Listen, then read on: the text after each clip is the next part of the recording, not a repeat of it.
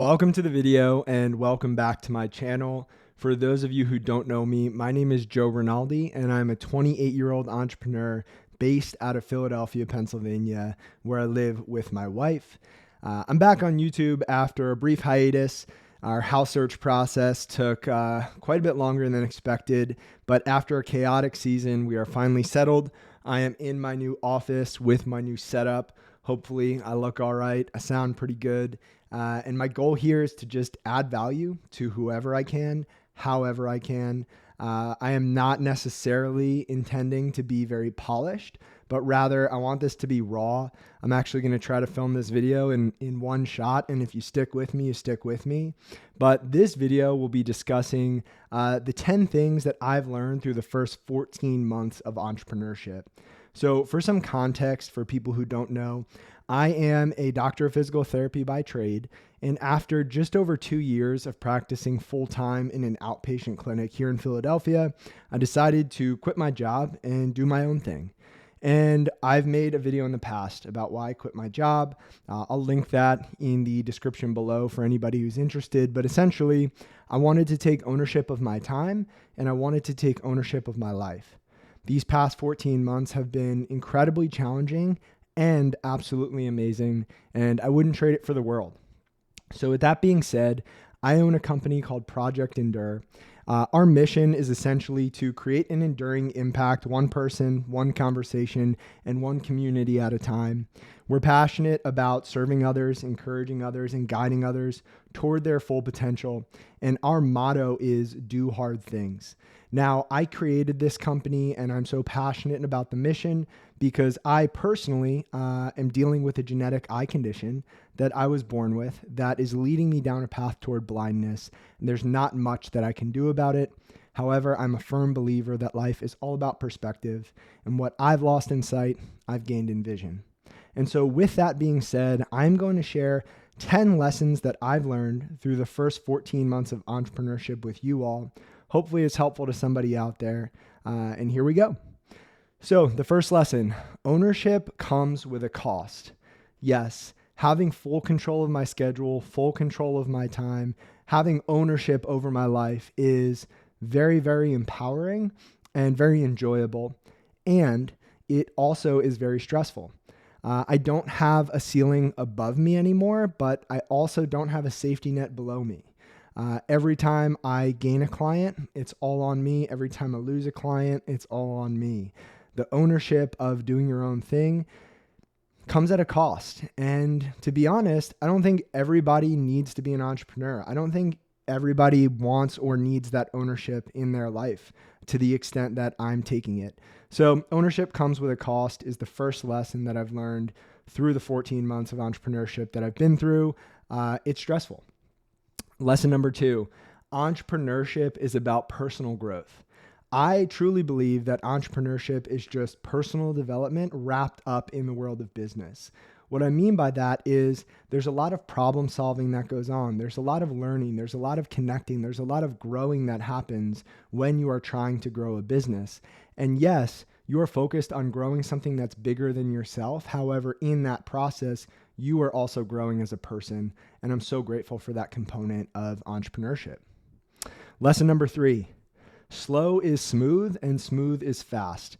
I believe that is a saying from the military, but essentially what it means to me is sometimes you need to take a step back and slow down and do things the right way, because some of the mistakes you might make by moving too quickly could cost you time down the road. So it's about being deliberate, it's about being intentional, and it's about not rushing the process, essentially.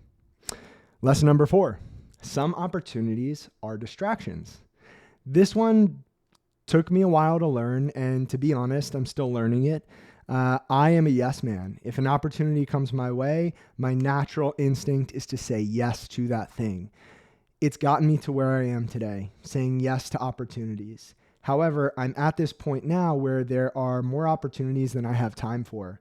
And I realize that some opportunities are not necessarily moving me in the direction that I want to go. And so in some instances, I might need to say no to an opportunity that would make me money because it would distract me from investing into an area of my life or my business that is more important than money. So it's a challenging concept. It looks different for everybody, but some opportunities are actually distractions. Number 5, boundaries are imperative.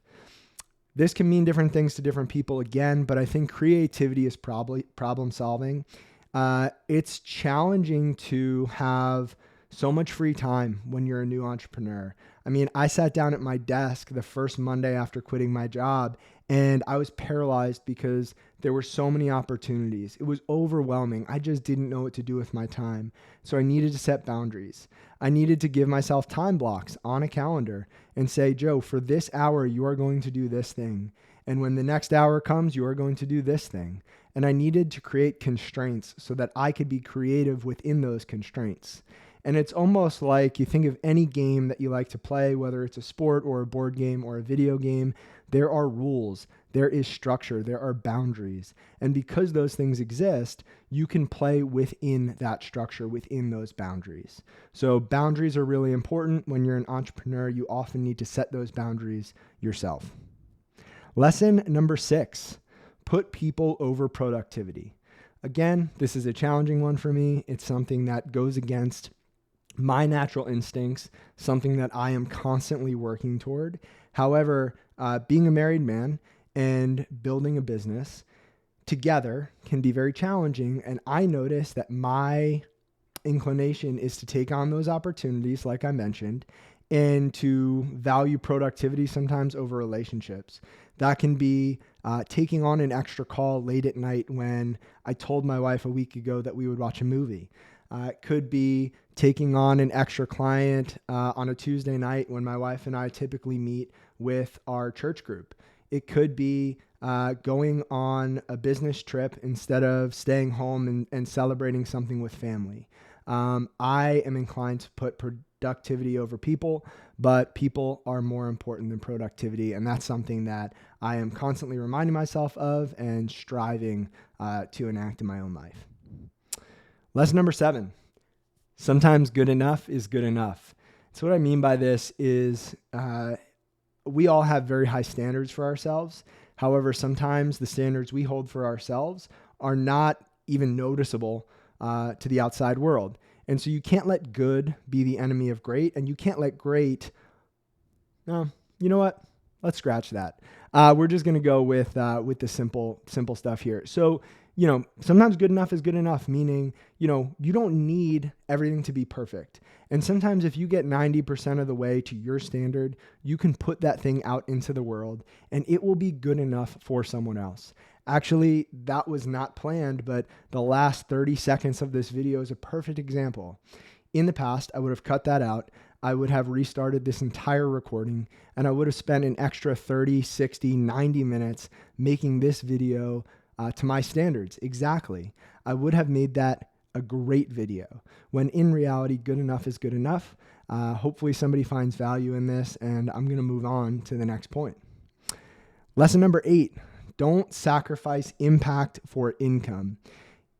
As someone who leaves a full-time job and is looking to make money and to support not only themselves, but their spouse and maybe even a family, depending on who you are, it can be very easy to chase income, to chase money. However, if you chase income over impact, you are building a business on a faulty foundation. Impact has to come first. There has to be a driving force for why you do what you do that is deeper, greater, and more important than just money. And that is easier said than done. Lesson number 9, the mess is where the magic happens.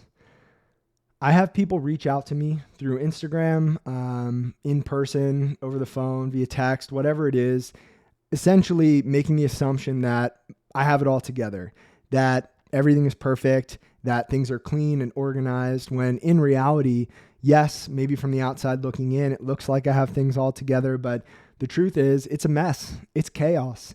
And I am organizing that to the best of my ability every single day, wading through that messiness to get to where I want to go. Growth is messy. Growth is not linear.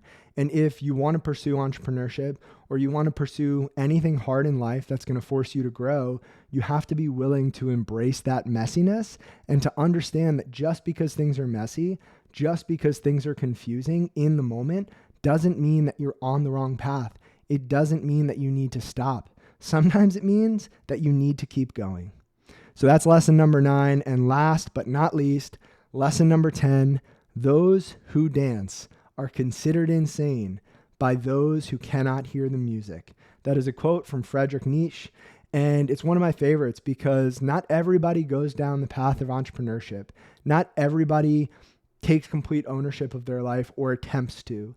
And when you go off the beaten path, people can sometimes look at that and think, you're crazy when you leave the stability of a full-time job to do your own thing when in reality, you're not even sure what that thing looks like 5 years from now. People will think, you're nuts. And that's okay because those who dance are considered insane by those who can't hear the music. If you're watching this video and you are thinking about pursuing entrepreneurship, or you've already pursued entrepreneurship, or you're doing something different than the people around you, and people might not necessarily understand, that's okay. They're just not listening to your music. And someday they will probably understand if you keep going down this path. If you're consistent and persistent and you endure down this path, they will understand someday, but it's okay if they don't. Not everybody has to get it. Just trust that you are listening to your music for a reason and you have to keep dancing. So those were just 10 of the many lessons that I've learned through the first 14 months of entrepreneurship. I appreciate you sticking with me through this video. If you're still watching, subscribe to the channel, drop a comment below, let me know what you thought, like this video, and maybe even share it with a friend. I would love to grow this platform to help as many people as possible. And if you're new and you want to reach out, please do so. I would love to connect. And until next time, keep up the great work.